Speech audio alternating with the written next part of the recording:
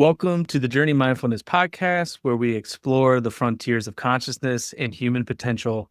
Today, we're thrilled to introduce Mary Rodwell, a globally recognized pioneer in the realm of extraterrestrial contact and the evolution of human consciousness.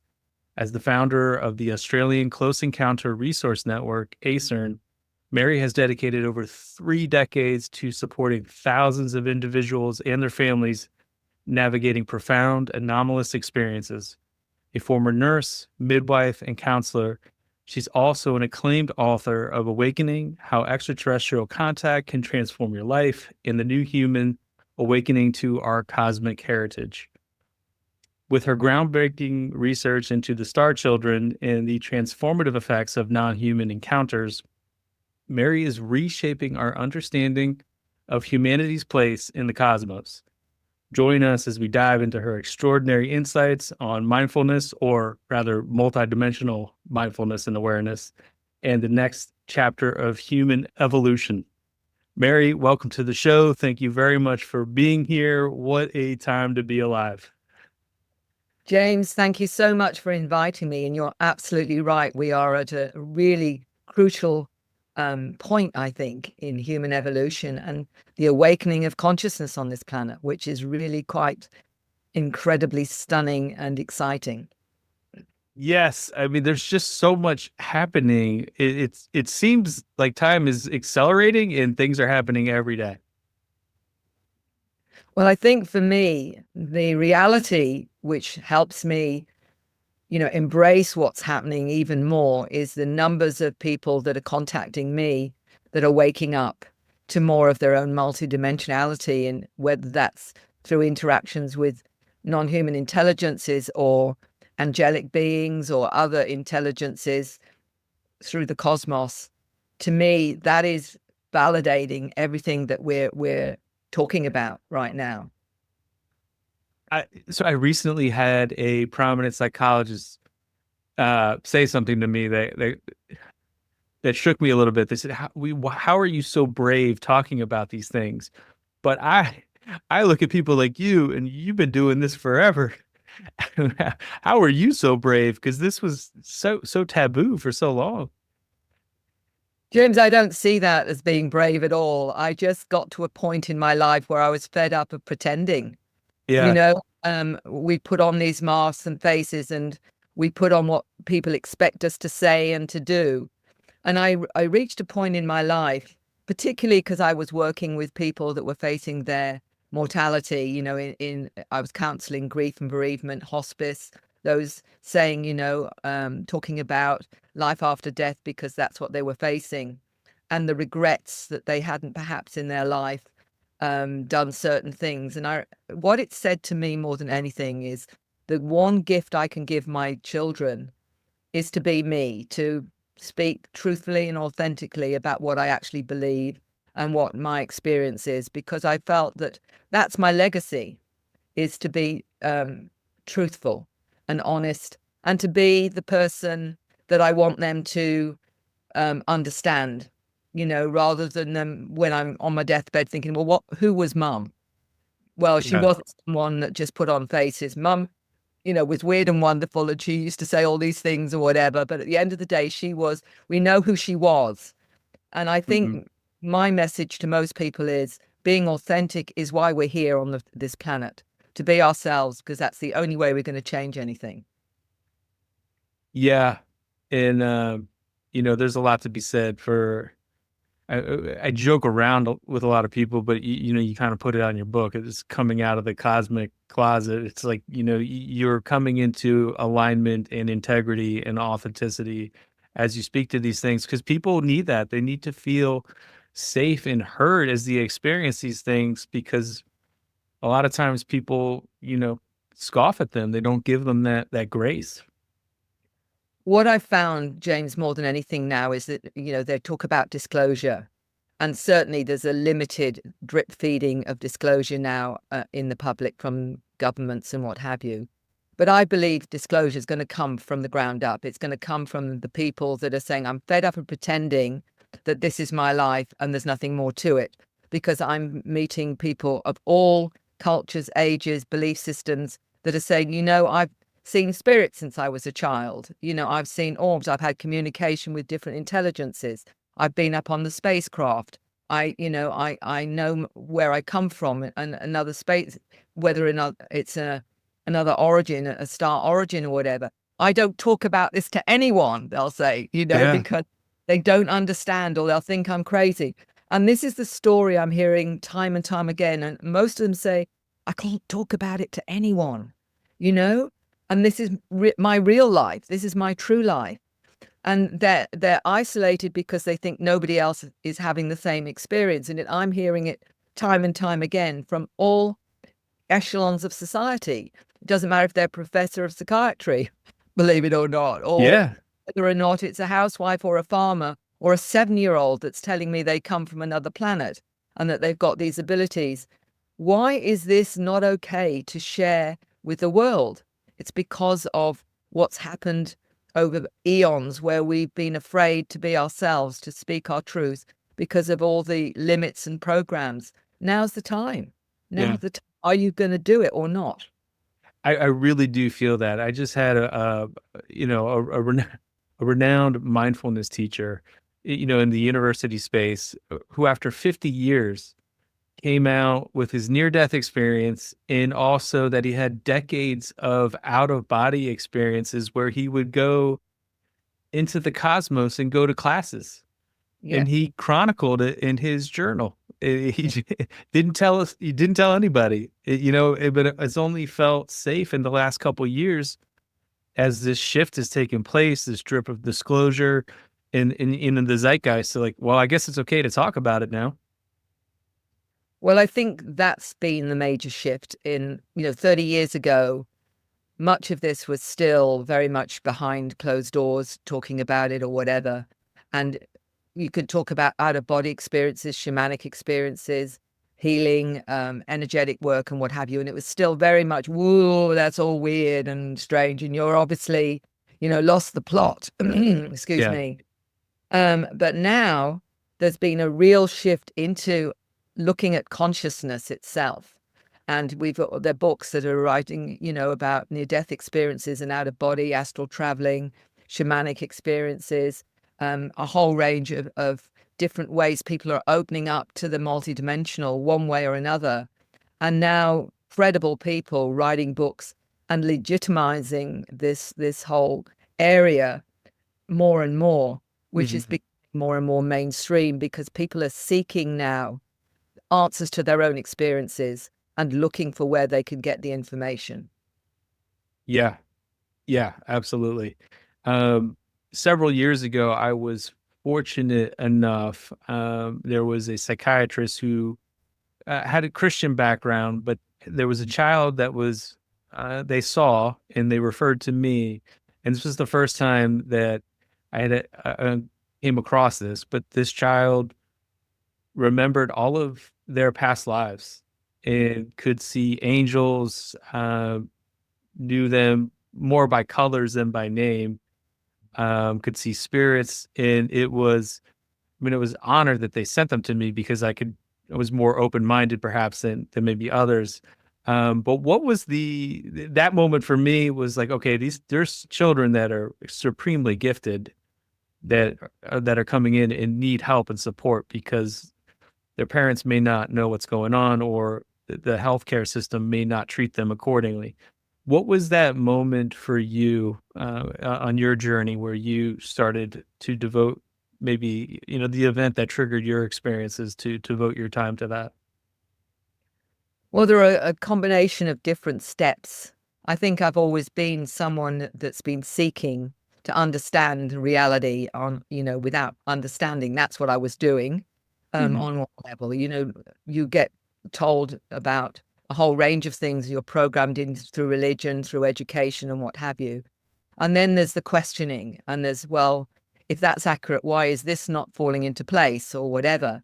So I was reading eclectically right from a young age, whether if it was weird and wonderful, I'd try and get a book on it, you know what I mean? But I think that it was a gradual process of thinking to myself, there's so much I don't know.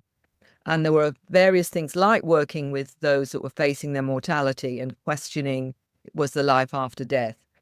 And on top of that, I was exploring my own spirituality and looking at reincarnation and looking at hypnosis to, you know, to understand how people can tap into past lives and whatever.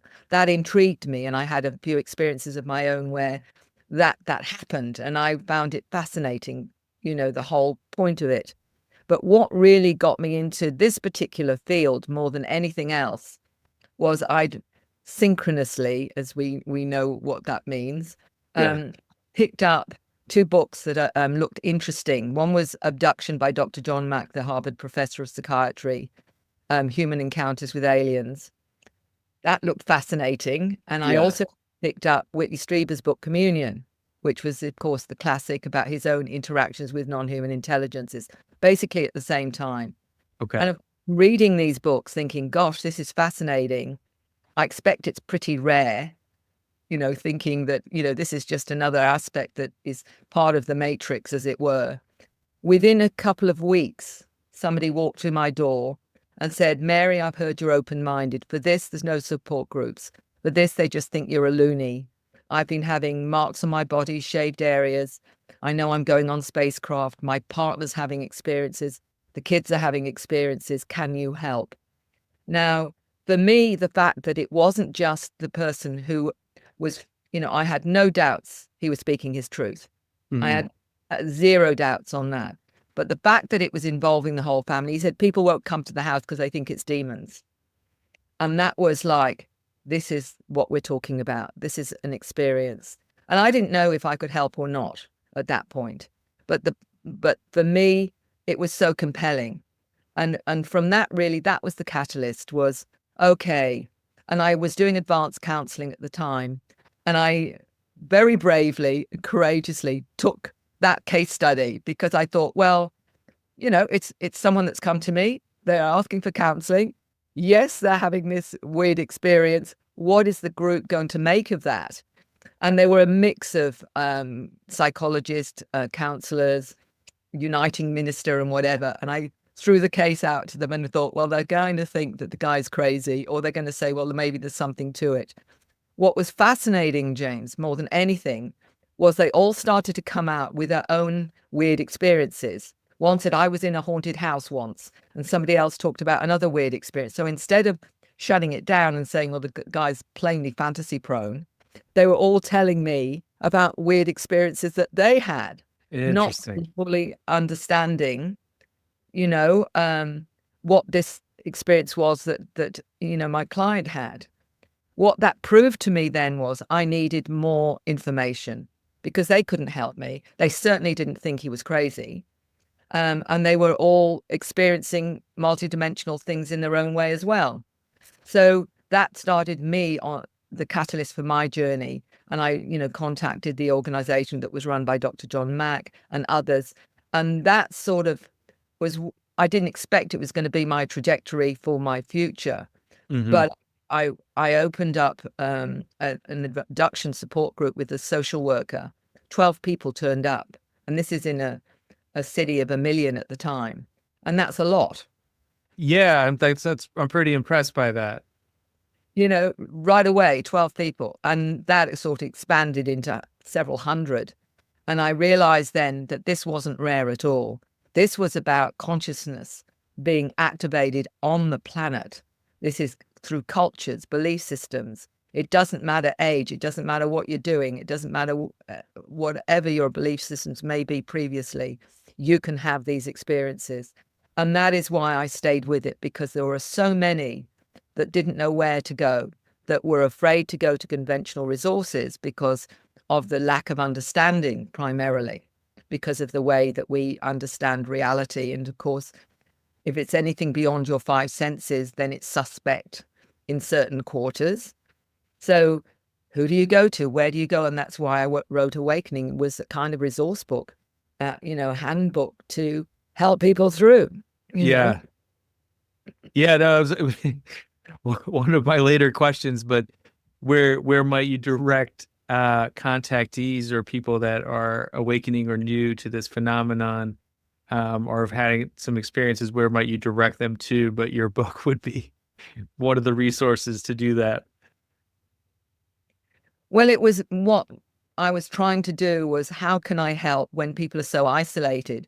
They're afraid to go to conventional help because they obviously are wary about what is going to happen if it's misunderstood. And Hmm. in many cases, because our therapeutic organizations don't have the understanding, because anything beyond your five senses is still considered, in many cases, suspect, as Yeah. we know. So, and I've met many that have been damaged by going that route, that have ended up in heavy medication, hospitalization, and what have you. And that's the dilemma, isn't it? If you're looking and seeking support, but that support isn't actually accurate or useful support, in fact, extremely damaging in many cases, then what do you do? Yeah. I mean, it was, I think maybe even just a week ago or so, the New York Times had a large expose on, the industry and treatment of ADHD, and just Yeah. rethinking that. But perhaps we could tie that into, these star kids or indigo children, or the letter children, as is it Dr. Lena Olson? Is that what she coined, Or the the letter people. letter people? Yeah. I think that to me has been quite fascinating was you never know what is you're going to find as you go on this journey. And what of course was very clear was that in many cases it was an intergenerational experience. And even though the older generations didn't talk about it, there were indicators that they were involved. I would often say to somebody, well, was your parents or your grandparents ever a bit different, like a bit psychic? Like they'd say, oh, granny was a bit fey, or granddad was always into UFOs. That would be the generational, the link that I would look for. Even Hmm. though maybe never talk about it, they would be open to multidimensional experience. But Yeah. what was fascinating was many of the children being born from people having experiences were often seen as dysfunctional or having, were neurodivergent, if you like, and were given labels like ADHD, Asperger's, autism, dyslexic, and I'm even bringing in bipolar now as well as a possibility, Hmm. seen as aberrations without necessarily looking at it from a more holistic point of view and realizing that many of these are really higher functioning in many ways that we just don't realize. I mean, I remember that the clue to that, and you know how you're trying to make sense of things and things come into your consciousness or your help to get understanding, and particularly the ADHD. And I remember talking to an experiencer, Neil Gold, when I was in Hong Kong. He was in his 50s, and he said, Mary, he wrote the book Close Encounters of the ADHD Kind, which was himself having interacted with light beings. And he said, I always saw a greater reality than most people, he said. And he'd only really realized he would be diagnosed as ADHD. And he changed that to always dialed into higher dimensions. And that's what ADHD is, in fact, is they're operating from a higher perspective. And what Yeah. we do, or mainstream does, was say, oh, they can't focus. They need to be programmed into and educated in this way. They're lowering the frequency with medication so that they can be programmed. In fact, Mhm. we're saying, how can we find a way to stabilize them so that they are able to function better? And Dr. Lena Olson, particularly, because of her own experiences, said, yes, it can be stabilized with certain vitamins and minerals and what have you. They need more of them because they're operating on a higher frequency.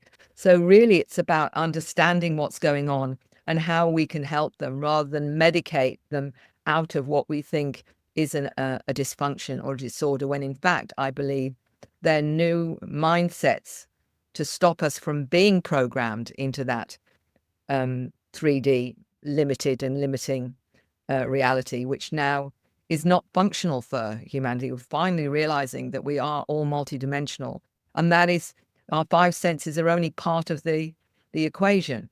Yeah. Yeah. No, it's really interesting.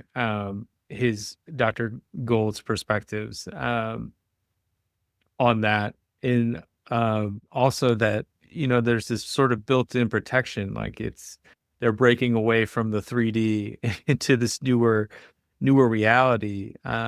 It's that's part of it is fascinating, and it's one of the common complaints that I hear from my adult clients is, I was medicated at an early age, and essentially my light was dimmed.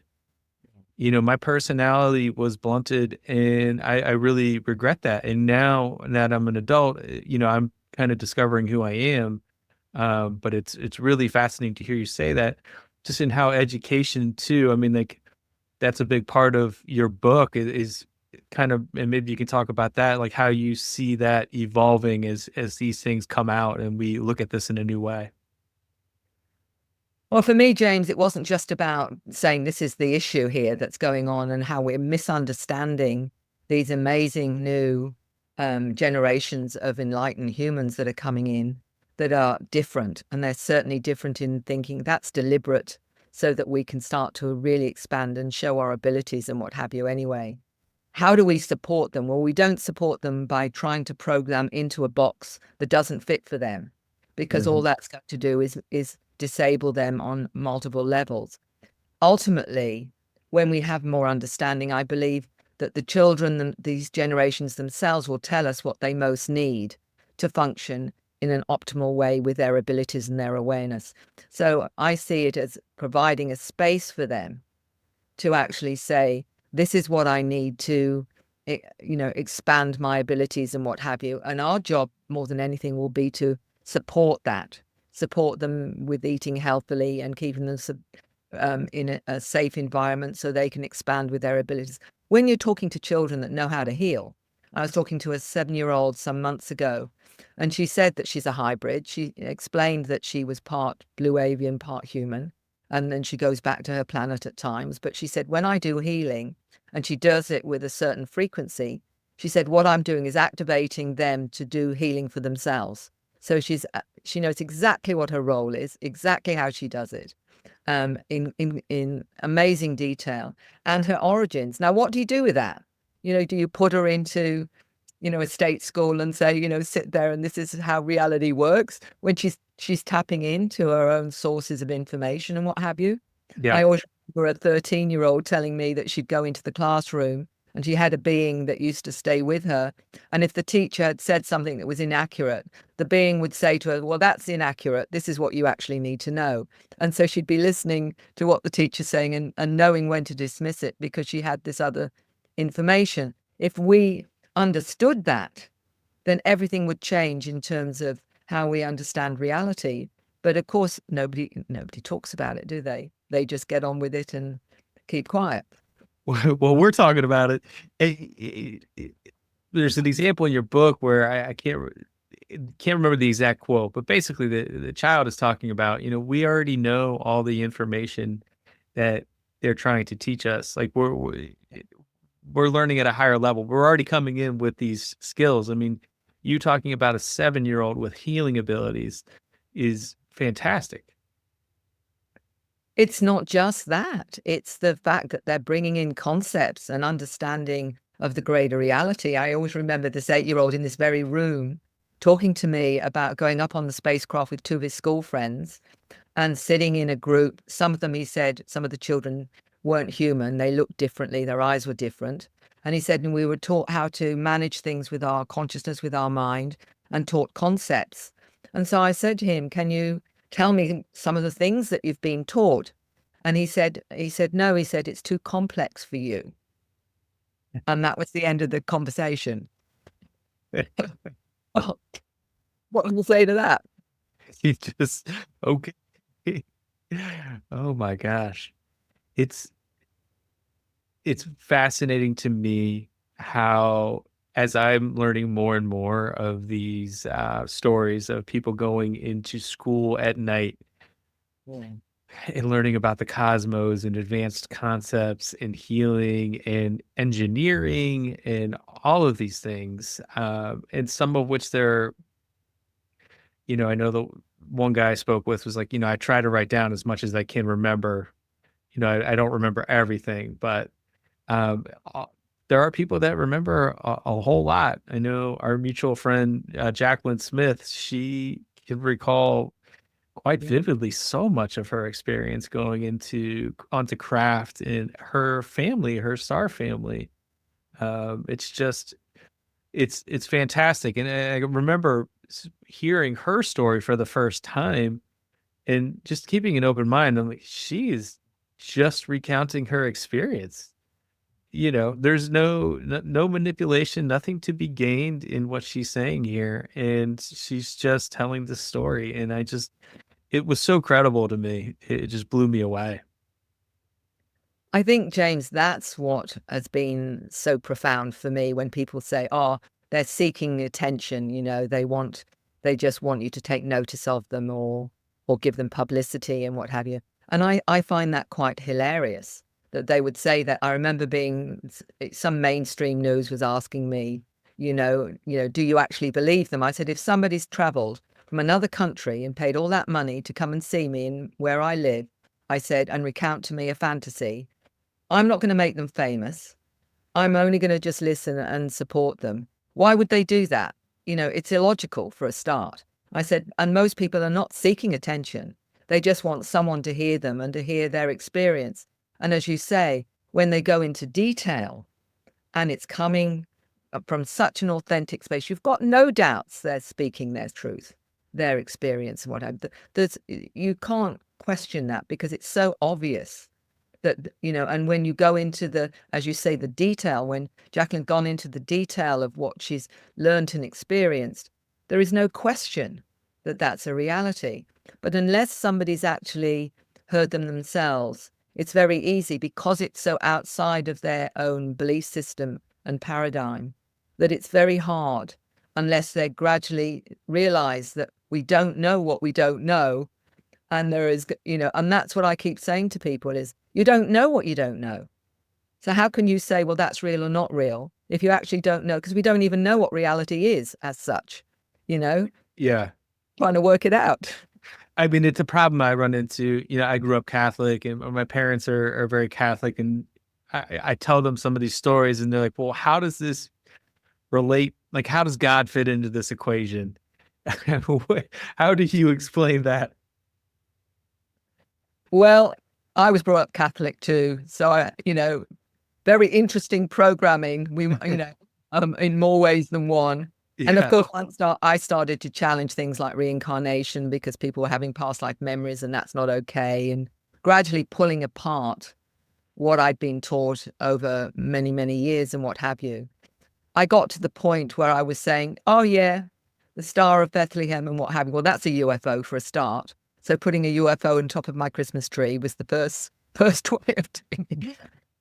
And then saying, oh, in vitro fertilization, they wanted a star kid called Jesus. So they actually made sure that that was the right.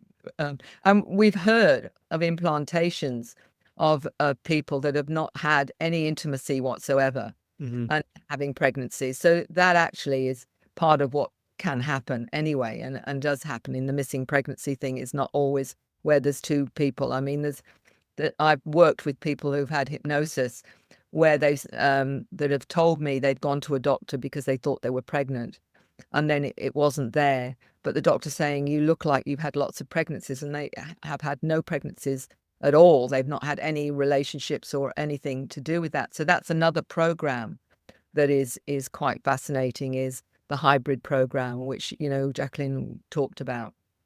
Yeah, I mean, she was just on a podcast talking about her hybrid children, and I mean, I did not realize just how extensive the hybridization program was, and I know you wrote about in your book too, a woman named Sarah Mawat. Yeah. Just maybe you could speak a little bit about like just her case in the hybridization program for those that aren't familiar.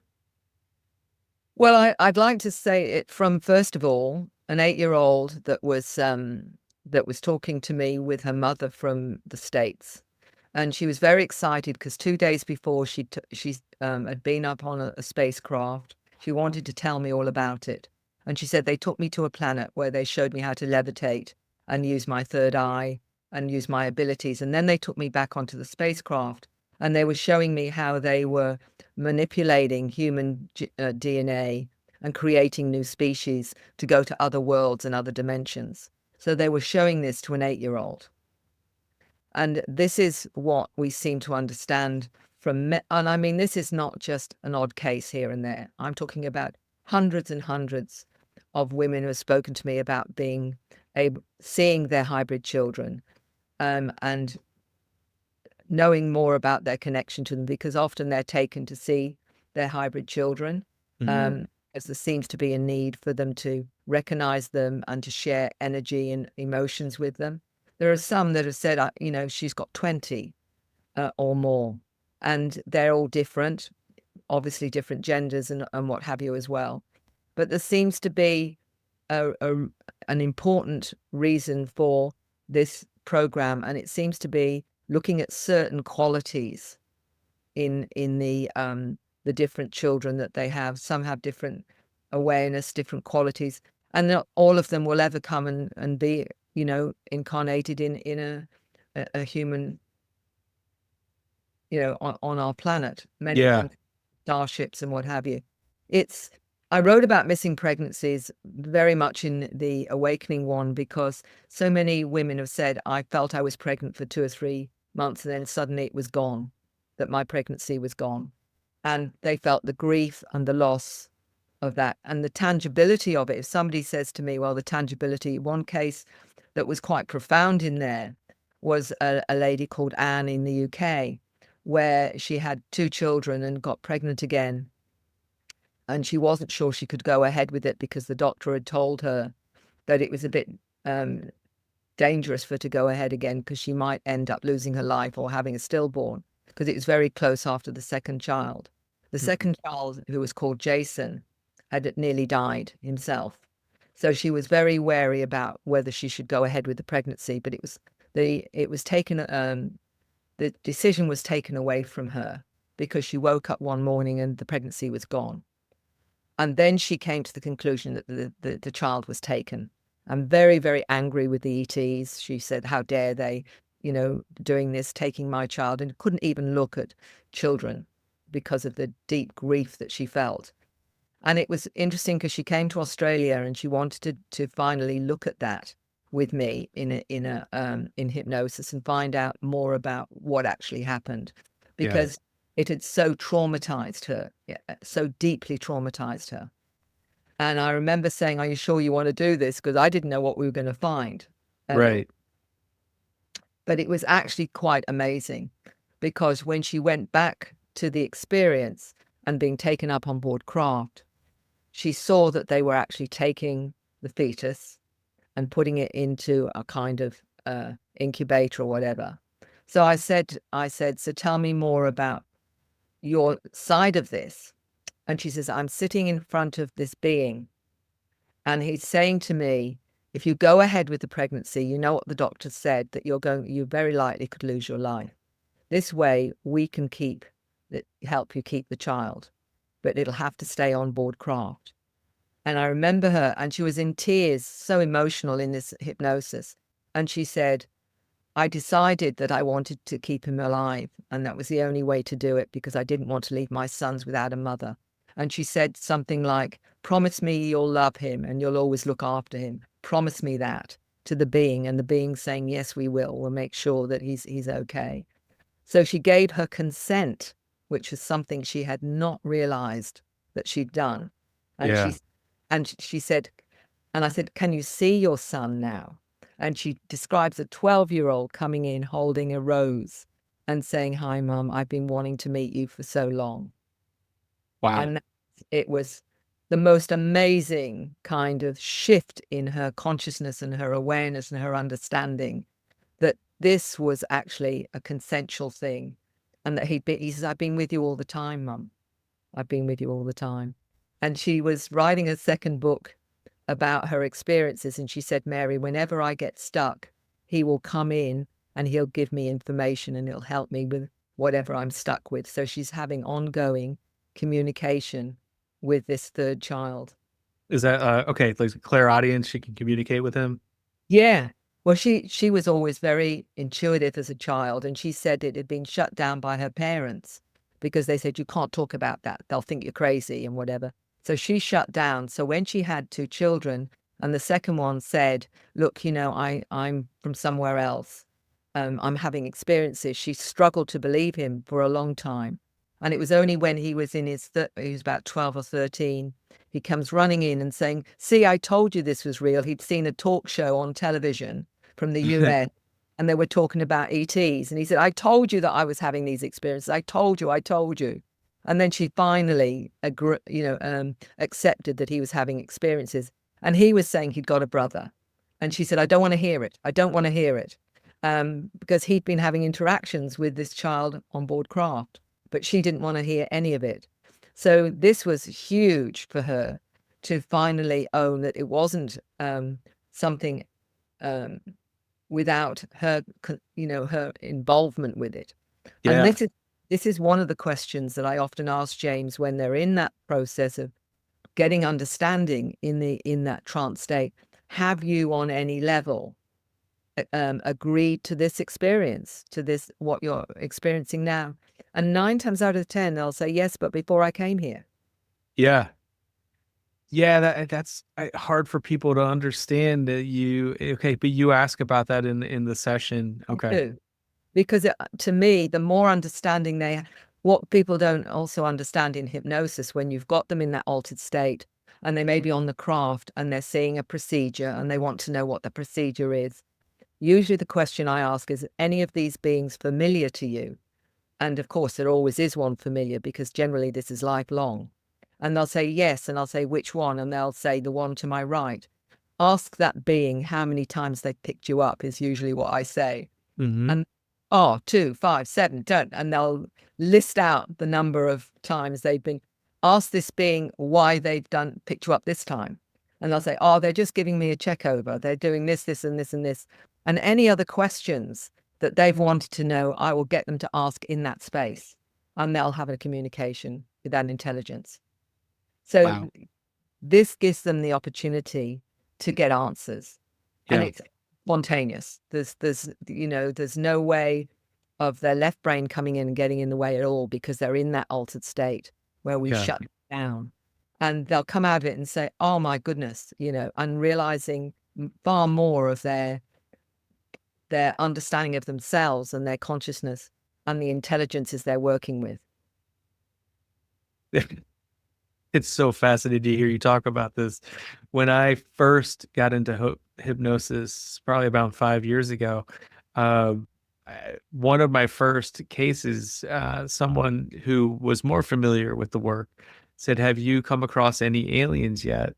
And I just had. There was a woman who she recounted her abduction experience with beings known as Syrians, who essentially she had some extensive trouble going on in her upper body, and they cured her. They performed surgery on and fixed her, and so she was very grateful for her experience, even though there was elements of fear on the surface of abduction. It can be a scary word, but it's interesting to hear. Is there a percentage you would put to positive experiences that you come across?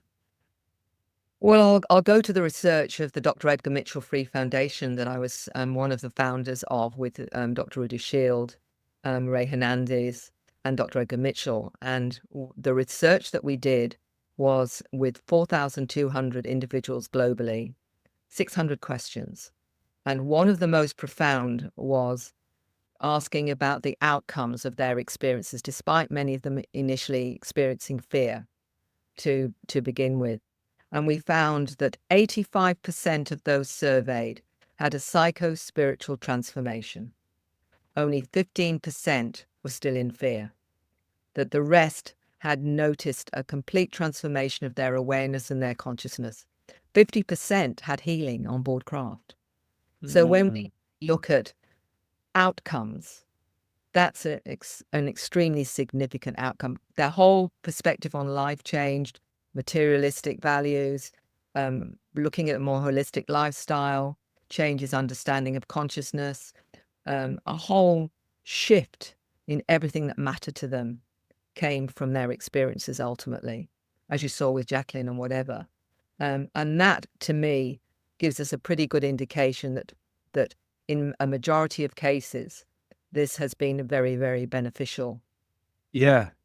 It's, someone like Jacqueline who just devoted her life to helping people and animals, Yeah. who has come into her own as a, healer and very wonderful helper. It's Yes. quite fascinating. Mary, my training in mindfulness uh, took place. One of the first trainings I went to was at the Earthrise Retreat Center in Petaluma, which was the Institute of Noetic Sciences, Dr. Edgar Mitchell's place. Yeah. And I had no idea at the time, years ago, that he had started his organization and was into all these things. This was not in my aperture at the time. Fascinating that you're part of that group. You're co-founder in that. It's really wonderful. Well, what was so important, and it hadn't happened, James, is that this kind of survey hadn't been done in any meaningful way. A number 50, maybe maximum or whatever. And the whole idea was to bring this into the academic arena with the same protocols and get a really broad spectrum globally. And the 600 questions were really quite incredible. And it's in a book called Beyond UFOs. I can Okay. send you a PDF of that if you're interested, Very because, much so. I think it's really important information to put out there. well, there was so much, in terms of everyone thinks the Greys are the most prolific of those that people experience. Well, in fact, it's not. It's humans, it's energy beings that are the first that most people see, not the Greys. The Greys are actually a second down. So it takes away a lot of the myths around this whole thing because of what's put out there, in mainstream news and whatever. But Hmm. for me, the most profound things were the acceptance of us being connected to many of these intelligences and our resonance to that as well. And that to me has been opening up a far greater picture of what's actually going on in terms of consciousness and how we're connected to all of these, not just physical ET beings, but interdimensionals, extradimensionals, transdimensionals, ultradimensionals, and beings from our future. And one 7-year-old told me he was from our future and that Yeah. he was a being with 4 digits and that he'd come back, as we would see it in time, to be human now. And he was explaining that some of the intelligences that he knows have an IQ of over 400. So he was coming out with lots of detail about how he understood it, including the concept of God, which was an ultraviolet light that creates, Mm. was his understanding of God. Make of that what you will, Yeah. but it sort of gets you thinking far more. Yeah. I mean, do you do future life progressions or? I haven't done that. I've Okay. never done future. I don't know. I've not been ever asked to. Primarily, I'll work with past lives, although it's not really past lives, is it? We're all just accessing, what's past lives? You get to Yeah. that's just a term that we use because we're accessing all of that data from our soul memory anyway, in our everyday life or whatever. Yeah. For me, all I would need to do is, again, say to that person, this is if you want to go to that, what is it that's coming to you in terms of the big thing for me, James, is teaching individuals how to know the difference between left brain and right brain information. Once they got that clear in their mind, then it makes it easier for them to tap into and trust what they're experiencing, because that seems to be the big confusion, knowing the difference And I usually say in left brain, you think before you speak. In right brain, you speak before you think. Okay. The absolute reverse. And I think when they get that, then I'm saying, so if that's coming in instantly, that's your multidimensional self giving you information, whether it's a sensing, feeling, knowing, or vision, or whatever else it is. If it's coming in instantly, then that's multidimensional. But it's getting to know just how to understand it and operate. And they say, well, how do I know it's not my imagination? And that's Yeah. the other question that they ask.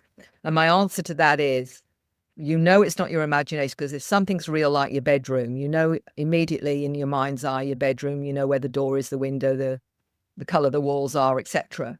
If I said to you, imagine a bedroom or create a bedroom, you'd have to think to create it. You'd have to Yeah. say, how big would the room be, blah, blah, blah, blah, blah. So if something's coming in instantly, it's not imagination. It's your multidimensional self bringing in information. And when they sort of get the handle on that, then it simplifies their own downloads. If they're interacting with different intelligences, it clarifies that for them, because then they can start to have more confidence in what I call the telephone conversation. Ask the question, get the answer. Ask the question, get the answer. Ask the question, Yeah. get. So it's You're just able to trust it more.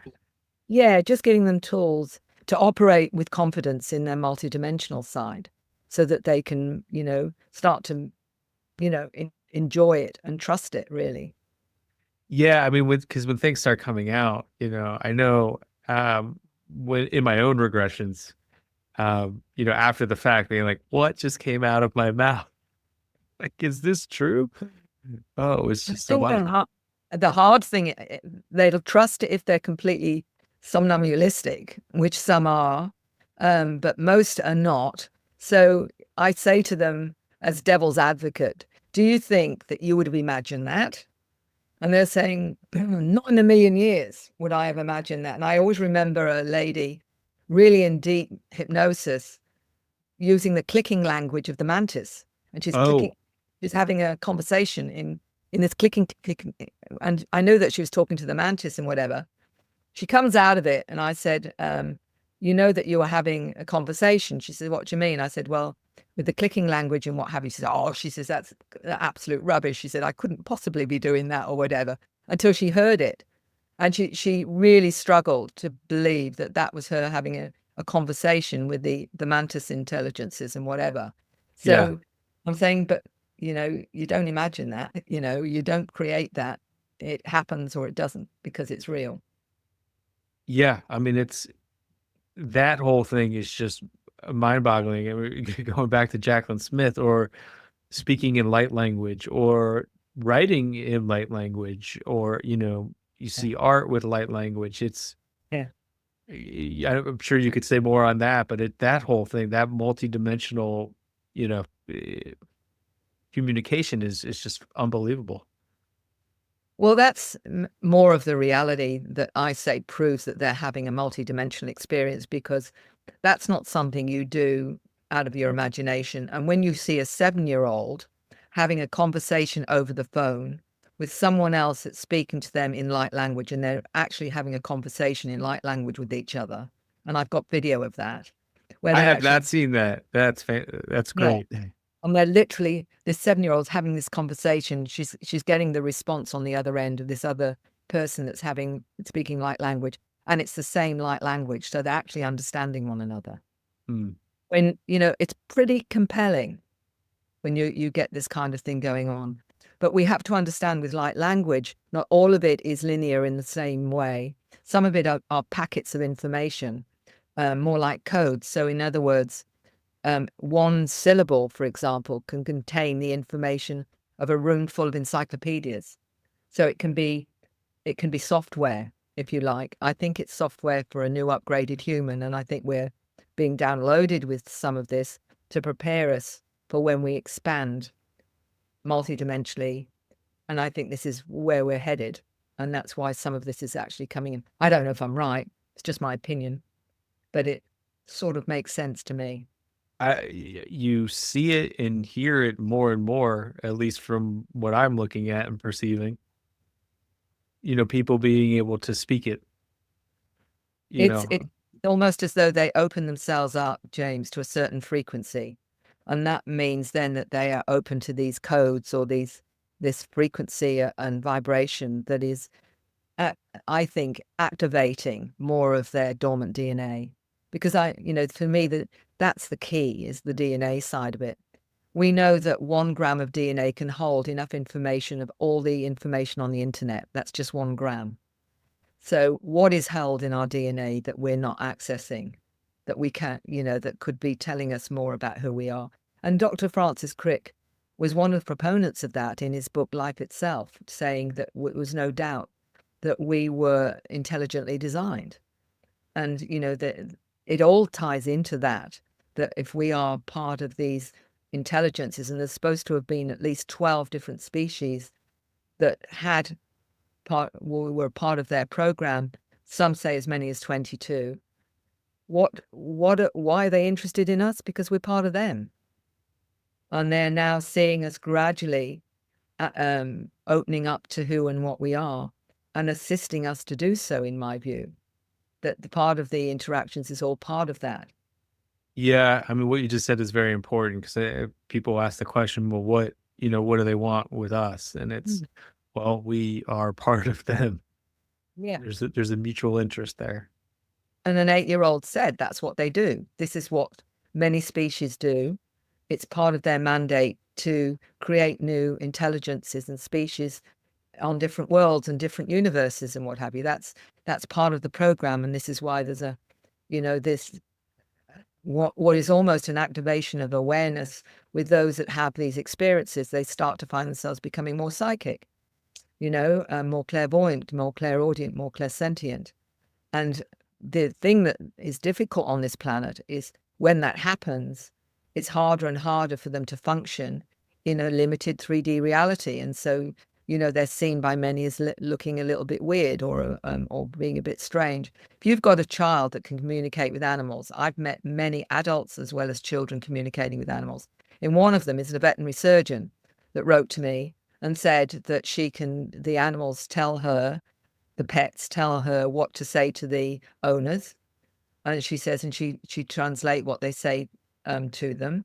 She says also that some of the pets that have passed on, she will get messages from them to tell the owners.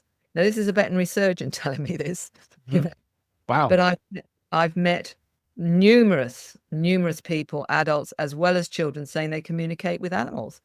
Some communicate with, dolphins and what have you as well. So where's the barrier? The barrier is just our own limited thinking, that we can't do that. Yeah, and as you're telling me this, there is someone I know. He's an adult. He has Asperger's, and he can communicate with animals. That's one of his gifts. Yeah, it's extraordinary. But so this DNA, that's a big piece. This upgrading of consciousness, and these children are helping to bring that in.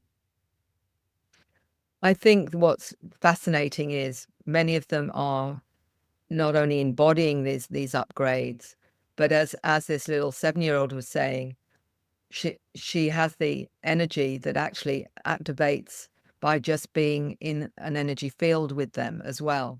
So it's like, if you are activated, you can actually activate others around you if they're ready to be activated. So it's like, this frequency can be broadcast to others. Interesting.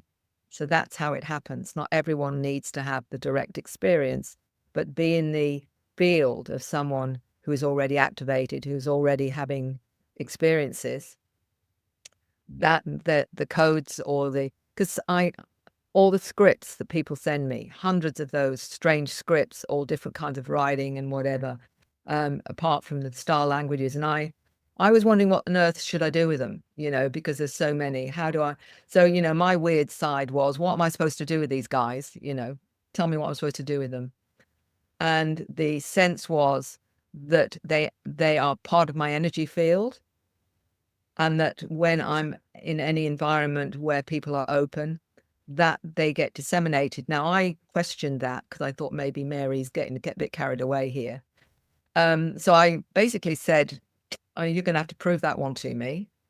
And I was in an expo on a panel, and I was sitting there quietly, and a lady in the audience stood up and said, "Mary, you're sitting there and you're not saying anything, but you're beaming out all these frequencies," and we're to the audience. And that was within a week of being this sense that that's what happens. You're going to have to tell me something. Show me. And they did. They Wow. did. So, because if I do get a sense of something, I say, well, you're going to have to prove that one to me, because I'm very careful not to get carried away. But it always happens. And then I realized that everyone that's got those frequencies from their experiences and what have you is doing the same thing. We're all acting like antennas with so everyone that's having different experiences and what have you is an antenna that is embodying the frequencies that is available to those around them that are ready to be activated. So I believe that's how it happens, a bit like that 100 monkey kind of thing. Yeah. So is that always happening then? Like you're carrying that with you, and then in your interactions with everybody that you come across? Well, it's logical if you think about it, because we're all energy systems, we're all frequencies. Yeah. And or different, because I kept saying, I've got pages and hundreds of pages of scripts. I've listened to hundreds of light languages and what have you. And it seemed I can only convey a minuscule amount of that information in a presentation. And I know that activates people because I've seen it happen where I've shown something and then somebody in the audience starts writing a script or something. A nurse showed me what she'd done after I'd just shown one particular script and played a bit of language. She came up to me afterwards and said, as soon as I saw that, I started doing the script. So I know. So it was that instant. So I kept saying, all this stuff, all this data, I can't possibly show all of this in my presentation. It's too much. Yeah. And it was like, doesn't matter. Once you've seen it, it's in your energy field. Jacqueline was describing to me, she does the art with the light language, and you write about this in your book. Is synesthesia? Oh, synesthesia is another part of this that I think we are all, because it's supposed to be an aberration. It's supposed to be a dysfunction. Well, I don't believe it is. Yeah, I agree. It's actually how we ultimately will see reality or experience reality in a multidimensional way. It will be a sensing, a feeling, a knowing. It will be in frequency. It will be a whole experience. Yeah. So with synesthesia, you're looking at one thing, but you're seeing something else paired with it. That's you get the whole thing. You don't just get the number 7. You will get a feeling with number 7. You'll get a color with number 7. You will get a multidimensional kind of holistic energy with number 7. It will be everything in that number 7. And that, and that's what I believe is happening with many of those new upgrade children, and why they struggle, because they don't see it in such a limited way as we do. We just see the 7. They're getting a feeling from it. They're getting a knowing from it. I remember this 7-year-old talking about when her mum talks, colors come out of her mouth, because each word is a different frequency and what have you, and she's seeing different colors and what have you. These children they don't know it's not normal. Right. The problem is that they're experiencing this and they think everybody else is. So when somebody says, well, there's something wrong then, there must be something wrong with you. And this is why when a mother or a parent writes to me about their children having certain experiences, I send them a questionnaire for children, because there are things in that questionnaire the parent doesn't even think to ask. And they come back to me and say, I didn't realize my child was doing this. I didn't realize my child could see this, or they were feeling this, or were picking up my thoughts on this, or whatever. Because the child is just, oh, well, this is normal. Everybody experiences this. No, they don't. And so that once the parent understands how the child operates, they can be a lot more useful and helpful in facilitating that, so the child doesn't shut down. because many of them do, because they suddenly realize, well, maybe there's something wrong with me. Yeah, and I know that there's parents of letter children watching this show, and I really did want to convey hope and how they might be able to connect with their children perhaps in a new way, uh, to bring out that creativity and innovation. And, that's one of the other parts of your book, that talks about just how they think and how they create and just how unique it is and special. Well, this is the reality. The reality is we are evolving as a species. Our consciousness is being activated. And I believe this is all to do with the dormant DNA, where we've been limited up to, the present generations. And I think there's been a concerted effort by those intelligences to wake us up because of where we're at in terms of technology. And we've got to start understanding the dangers of how we use this technology. It's almost like we've got a 3-year-old with a loaded gun that doesn't realize it can kill. And they're saying we've got to now upgrade the consciousness of humanity in general to realize the potentials of what they're actually now doing in terms of everything to do with technology, AI, and whatever. Because otherwise they're going to, we're going to destroy ourselves. So a lot of these new energies, these new children coming in, are coming in with abilities to assist that. And that's why I say in many ways they'll be teaching us rather than us teaching them. It's going to be a reversal of roles, I think, where they're going to say, this is how we see it. This is what you need to understand when you do this or when you do that. And understanding that everything is conscious, the trees, the plants. And I remember the 6-year-old explaining to his mum as he was holding a meteorite and saying he was communicating with the meteorite. And she's saying, and he's saying, oh, and the meteorite's telling me where it landed and what it felt and all the rest of it. And she's saying, how does the meteorite communicate with you? He said, oh, it's in my mind. It tells me in my mind. So where do you go with that? You know? It's like, so everything, and in a way, and I don't know how many of those of your audience understand psychometry or whatever, but in psychometry, some where you're holding an object that belongs to somebody that's, perhaps worn it around their neck or on their wrist or a bracelet or whatever. And when you hold it, it has information if you allow it to give it to you, to try and just see what comes into your mind as you hold it. You can get information. I've done it many, many times. I've done it too, and it blew me away the first time I tried it, because I was terrified and was embarrassed. I was going to say something silly, and then I got it correct. Yeah. And you hear about things, but when you experience it, it becomes a whole new thing. For me, I had to do that. Coming from a religious background where I was told what to believe, I had to prove things to myself, doubly blind, to make I wasn't conning myself into believing something that wasn't true. So I was doubly skeptical. And the experience, it's quite amazing the information that can come in just by holding something. So everything has a consciousness to it. It's just a different frequency. And so when you align with that, then you can actually tap into that as well. And it always amazes me when somebody's never done it before to suddenly find themselves, as you did, information just coming in and you're thinking, oh my goodness, where did that come from? And it's sort of like, it's a lot of fun. It's, I say to people, just try it, just see what you get from it. We just don't realize our potential. Yeah. In terms of what we can do. And with these new human children coming in are showing these amazing abilities. And and to me, that's what's so heartening, because I when people say the world's in chaos, look what's happening. I say, well, I believe these kids that are coming in haven't come in for a waste of time. They've come in because they know they can make a difference. No, I mean, it feels like to me that they're tipping the scales, Yeah. To our benefit. Yeah. And many of them are telepathic, so you can't con them. You can't give them, the propaganda, because they know the truth.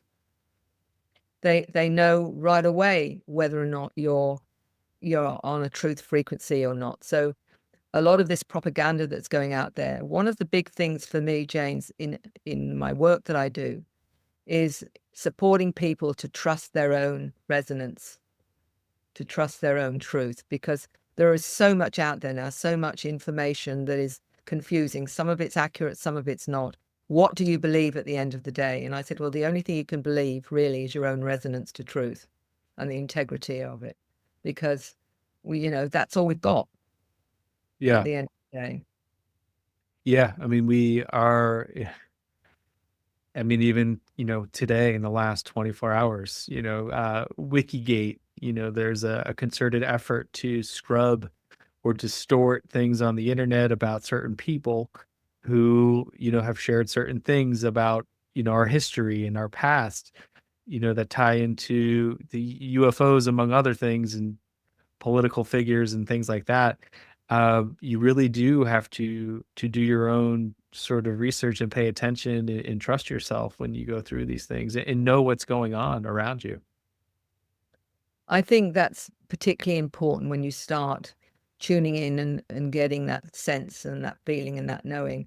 One of the things that I always feel is a kind of a buzz or a resonance. It's like, oh, that's true. You get that kind of feeling, or that kind of just knowing that this just feels right, and trusting that part of yourself that is accessing the truth frequency and whatever, because ultimately people can have as many credentials as they like. They can be coming from whatever position you like, but part of it may be that they will be saying what they think is a truth, and some of it may be and some of it may not. It might be a mix of both. So at the end of the day, that resonance is literally what the only thing we can rely on in ourselves. But it means you can't take responsibility. You've got to take responsibility for that. And you can't blame somebody else. Oh, well, that's somebody else, so it's their fault that I got it wrong. Yeah. It doesn't work. No, not that victim consciousness. You have to take accountability for yourself. Exactly right. Yeah. What There's so much to talk about with you. What are your experiences that you've had, with UFOs? Have you seen UFOs? Have you had experiences? I've seen them. I've got no conscious memory of ever being on a craft as such, even though a few people have told me they see me up there. So if I have, I've got, for some reason, no conscious memory of that. I had a very interesting experience once when I went to to uh, uh, Mexico to look at to see if I could. I'm just trying to think of the name of the place now. I'm in Mexico, where Carlos Diaz saw the light ships. I don't know if you're aware of Carlos Diaz in the 1980s. In his in Mexico, he took some amazing pictures of light ships, and he was taken up on board them. And I went with a group to that particular where his hometown is in Mexico.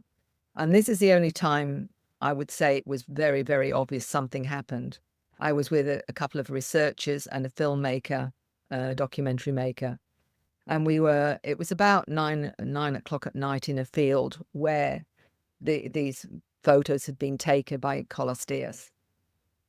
And again, pitch black. And we did a little meditation, and the filmmaker was filming the whole thing. And there's only 7 of us, and we did this meditation, and we're standing very quietly. And in the meditation, which wasn't very long, I got really annoyed because this bright light was coming right down in the middle of us. And I'm thinking it's the filmmaker lighting up his field so he can film us. So I'm going, oh, bloody filmmaker, wish you'd buzz off and let us just do the meditation. So I'm getting quite irritated by it, whatever. And then we come out of it. And then I look to where the filmmaker is, and he's at the other end of the field. And he's saying, I had to leave. And I said, why? And he said, because this strange fog went over the top of you all, and it scared the living shit out of me. He said, I just bailed. And it was me and 2 others that saw the light, but nobody else. Wow. And all I can say is something went on, but it wasn't him with the light, because I remember getting really pissed off that, Yeah. interfering with our meditation and what have you. Wow. It's so So interesting. that was interesting because of his reaction and the fact that, something obviously happened. Yeah. And but I've seen lots of craft where I live now. I'm high up. I've often seen craft apps, in fact, on Google Maps that was done a few years ago, somebody noticed that when they looked at my house, there was a craft in Google Maps. I think it was a triangular craft or something. And they said, Mary, you do realize there's a UFO just above your house in Google Maps, don't you? And I said, I had no idea. Oh my gosh. That's interesting. Yeah, they're probably, I mean, I would imagine you're connected to all of this, with all of I mean, you've worked with thousands and thousands of people, just that connection with everything, is strong with you, I would imagine. One of the things that has helped me understand the multidimensional side, James, and I've not talked a lot about it because I don't want to focus on that, but I needed to be aware of how it worked, how you operate multidimensionally. So I joined a group for 3 years and learned how to work that way. So we did everything from energy healing to you name it, really, like psychometry and all that kind of stuff, Mhm. which helped me understand the different way we operate in our consciousness, to be absolutely clear, this is what this is what this is, and to, understand the energetic connections of intelligence and how it works with your clairvoyance, your clairaudience, your clairsentience. And that was really important for me because I needed proof that it was tangible, it was real, it was repeatable. And all of those things I proved to myself over those 3 years. What was valuable for me was by actually knowing how that all worked. When people come to me with their experiences, many are having orbs where they're communicating with orbs, or they're seeing beings, or they're getting downloads of information. It's really useful to help them with their understanding of how they operate because of how I've worked it out for myself. Yeah. It's can be, and of course, I'll be honest with you, I get insights that help me help them. So I can tap into that because I know how it works now, you know. And it's not something I, talk about a lot, other than to say I needed to know how it worked because that way I can be more useful to those that I'll say, okay, so how do you feel that energy? Do you feel there's a connection? Do you know the source of that interaction? And helping them get tools to be more confident of how that operates with them. How do they operate with that consciousness, that multidimensional consciousness, has been really valuable because of my own 3 years of training, because of what we did. We did the gamut, really. We, as I say, from remote healing to the whole lot. Yeah. All the weird and wonderful stuff. Let's put it like that. So I've Okay. but it was invaluable because it actually showed me. I worked it out. If you can work out something like that, how does it actually? How do you feel and sense it and know it? And how can you prove it? Because proving it was really important to me. Yeah. It's if I get information, now prove it. I think that's it. Yeah. You develop that rapport and that trust. Because I'd need to have it proved to me. It wasn't enough that I would intuit information. Right, now show me that it's verifiable or whatever. And it may be just one of these energetic thrusts, where you get the hairs stand up and you get the resonance. Or I might just look down at the clock and it's 11:11. Or I might just look at a book and it's got a certain title, because that's the different ways they show you that it's got integrity. Well, it's the way they show me anyway, that it's got integrity, Yeah. as well. Synchronicity, but it's passing the message like this, so And you can confirm it. yeah, and the other thing with that, James, is it makes sense to the other person. So if I say that, is it going to make sense to that person? And if it didn't, I would be telling them to take a hike, whoever they are. They know that. So it's like, we're going to be right with Mary, or Mary's not going to talk to us anymore. Do you know like who or what it is? Like, is it your, like, What do you It's a know? combination. Okay. I believe part of it is my superconscious higher self. Hmm. And then there are other intelligences, one I call my gatekeeper, which is always there, but also a spiritual team that come and go depending on what I'm learning, and they'll show themselves to me. But it's never physical. It's like a screen to one side of me. Images will come up and they will show me things on there and whatever, and I can open that up, and they can show me a past life, or they can show me something that's relevant to the other person that I need to mention. And it's always accurate, always resonates with the person. So it depends on what I really need to know. Yeah. And I believe it's an aspect of probably it's all an aspect of me on one level, but Yeah. it's communicating with their team, with their high consciousness. So I see it as because I'll be shown what's with them, who's with Like them. this triage. Yeah, exactly. It's a triage. And I can be shown who's with them. I don't say anything to them, but I'll be shown who is with them. And then I'll be guided to the questions that I ask that are going to be the most useful. So when they're in trance, I'll say, okay, is there any other questions that I need to ask that are going to be helpful for this individual? And they'll say, yeah, you ask this one or you ask that one, because that will lead them into more understanding. So when I'm taking somebody in regression hypnosis on board craft, and I'm saying, is there anything they need to be aware of? They may say something to the right is really important for them. So I'll say to them, I want you to look all the way around the room, particularly to the right. What are you seeing? Mm, So that I'm guided to guide them to get the most out of that experience. that's wonderful. Yeah, I really appreciate you sharing that. That's very helpful to hear. Well, it's not something that I promoted or talked about for a long, long time, because it's very important for me that I'm seen as working along certain lines. But I'm fed up of pretending to go tell half the story, when if people are having these experiences, the one thing they need to know is that, do you understand my experiences, or do you just think I'm weird? As soon as Yeah. they realize I'm just as weird, then that's okay. Then that just all comes out. Then they open up and say, well, I'm actually talking to my guardian angel here, and I'm talking to the fairies here, and I'm talking to the trees, and I'm saying, right, I understand. Yeah. And then we can work from that honest baseline, because they know I do, you know. Yeah. No, that is as authentic as it gets. And you know, I appreciate that. That means a lot to hear.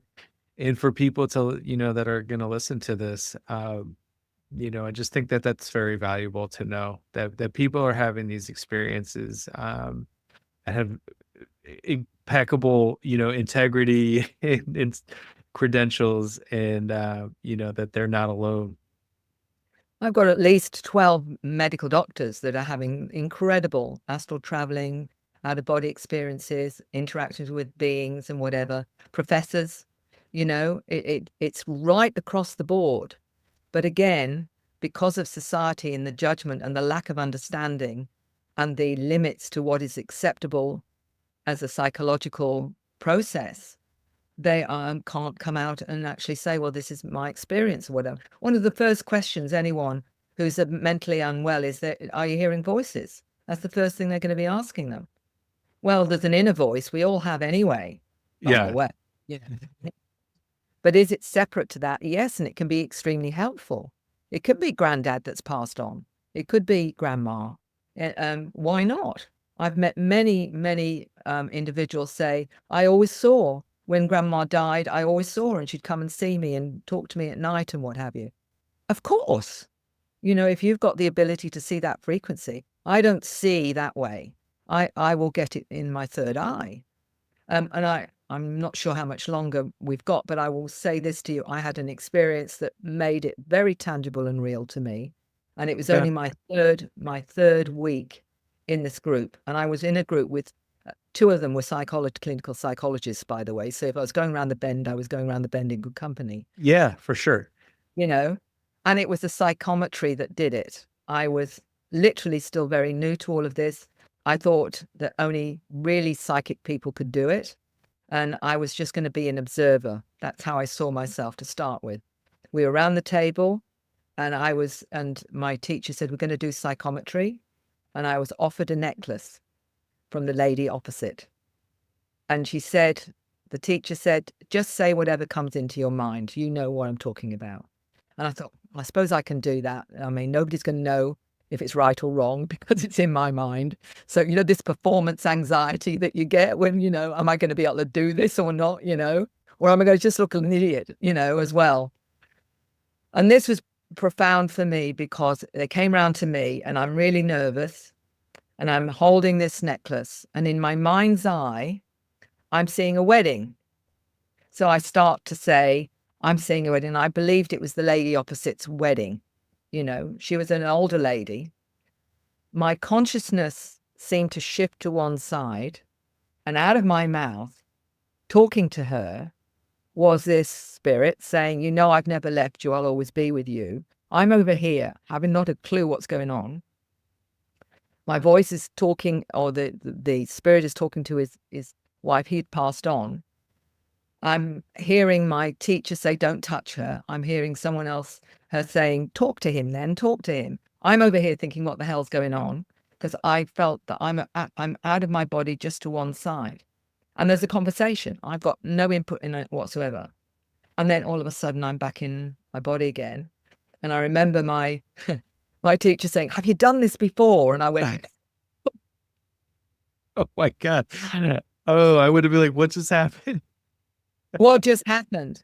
And she explained it, it's overshadowing. I had no idea what overshadowing was. I had no experience of that. But what it did, James, more than anything, was absolutely solidify the fact to me, this wasn't a makeup thing. This wasn't me somehow creating it. I didn't even know what it was that had happened until it happened. I mean, it's happened occasionally on other times, in different ways and whatever, where I literally feel my consciousness move to one side, and even my face can change and the language is different. So it's an overshadowing of a particular intelligence or whatever. It doesn't happen all the time. Mostly I do the telephone link, and whatever. But it was profound in the sense it proved to me something very, very important, that this was real. Yeah. This wasn't me making it up or whatever. And there were lots of other ways I tested myself. But it's very important for me to have the integrity of, I'm not just imagining all of this. This had to be real. And they made sure it was real because it was the scare. I remember going the next week and walking into the room and saying, none of that overshadowing stuff. I just want the telephone link, if you don't mind. I've given them instructions. No. Yeah. Oh my gosh. Yeah. I had a similar type of experience, but with the psychometry, where I was put on the spot. I was very embarrassed. I was holding an object, and don't think, just say what comes to your mind. And I was getting, a grandparent had gifted this, what I didn't even really know what the object was. I could just feel it. Yeah. It was like some kind of like almost like metallic object.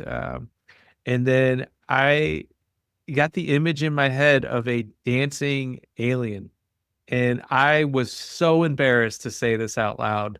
And I was like, I see a dancing alien. I have no idea what this means. This is like the funniest thing. It just making me laugh. And the story goes is that there was this woman's grandfather had gifted her, after he passed, she received these objects, and part of the lore of this object was that it was from out of this world. That they had this relationship with these people from Arcturus that had passed on this object, and so I heard at the time, I was embarrassed to say what I said, and I heard in the audience, like, of this group that I was in, that's spot on. And I'm like, I'd never done anything like this. And, you couldn't have convinced me that I was going to get this right. And then it was just like, okay, wow, there's something to this. This object is containing energy, and I was able to tap into it. And I don't consider myself to have any, type of special gift, but I'm just telling what I'm seeing right now. And that's when it's really compelling, isn't it? Because know that there's no way you can create that. There's no way you can possibly imagine to say that. No, you said it best. Like in a million years, I would never have come up with that Yeah. ever. I would have been so embarrassed. Oh, look, I've been there with it. I think for me, the 3 years that I did the training was to satisfy myself that there was something, this was real. This was very tangible. And what it did do more than anything, James, is show me that everyone can do this. This is not unique to only a few people. We all have this capacity. It's shut down, mostly through programming, through beliefs, different cultures or whatever that say it's not okay. So we minimize our acceptance of it, our intuition, our knowing, our sensing, our feeling, all those things we half listen to but half not because, oh, it's a little bit too weird, isn't it? And it's Yeah. that shuts us down. Mary, I have been dying to ask you this question. You have a wonderful piece of artwork behind you. What is that? Well, that was given to me by a dear friend who'd come across it and said, that's for Mary. And it's an unknown artist. I think it's 1989. But what I will tell you is there have been a number of experiences. One was an 8-year-old boy that told me he'd been down one of those pathways, that the planet he passed, he said, was actually bigger than the one in the picture. And he goes to other galaxies. So it's like a dimensional portal or whatever. Wow. It And almost looks like something Ingo Swann has. I've seen some of his paintings, just that yeah, that multi-dimensional. yeah, this is metallic. Oh It's my a gosh. Wow. I That's can actually, fascinating. yeah, I can actually send you a closer look at it if you like. But it was given to me. Yeah. Well, it's Um, beautiful. oh, well, yeah, it's interesting how many experiences have had connected to it when they've seen it. There's like, I've seen that. I've seen that. There's something about it. So I think, nothing's an accident, is it? No, not at all. Not at all. I've stopped doubting that. And that's what's so exciting is, okay, so show me what's the next thing, show me what else, where are we going with all of this and whatever. Yeah. Um, and I think what's really important is the growing acceptance, James, of much of this, in mainstream. It's starting to really open up and people are starting to feel safe enough to talk about it and what have you. And I think that's really wonderful. Yeah. I totally agree. And what Mary, would you like to leave our audience with one last sort of inspiring message? If it's anything I'd like to say to everyone that's listening to this, speak your truth. Be yourself. Be your authentic self, because that's what is going to change the world. Because Yeah. anything less than that is you're playing a program that will never make any difference. It's only with your uniqueness are we going to actually make a difference to this planet and awake it up. So do that for not only yourself, but your family, for your children and your grandchildren, and for the future of humanity. Thank you for that. That's a wonderful last message and one that we'll all benefit from. Well, it's been a Mary, pleasure. yes, thank you so much. It means a lot that you were willing to come on here and share your experience. It was truly wonderful. Thank you. Well, I'm very grateful for individuals like yourself that are putting themselves out there to facilitate this information, to give the audience a chance to be exposed to more and more of what's going on. So your work is really invaluable, James. So thank you for all you do as well. Well, I will be sharing your website, your message, telling people about your books and anything I can do to help you if you're coming over to the States or promoting anything, I would be happy to help. Thank you, James. It's been an absolute pleasure. All right, Mary. Take care. Thank you so much. Thank you so much for tuning in today and being with us. May you find joy, flow, and adventure on your journey. And if you got something from it, please like, share, and subscribe and or comment. It means a lot. Thank you.